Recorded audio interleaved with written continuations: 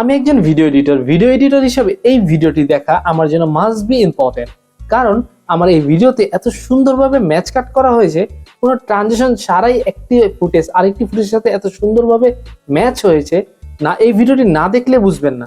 চলুন আগে ভিডিওটি দেখি। ও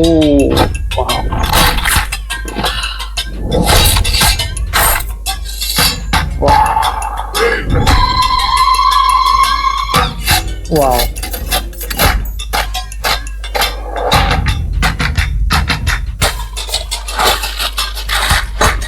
ওয়াও, এই যে লেফট আছে, ওয়াও,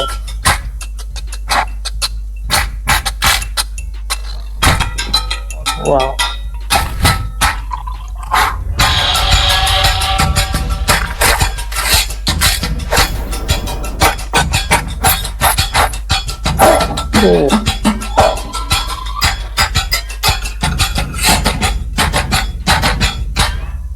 অস্থির একটা ভিডিও।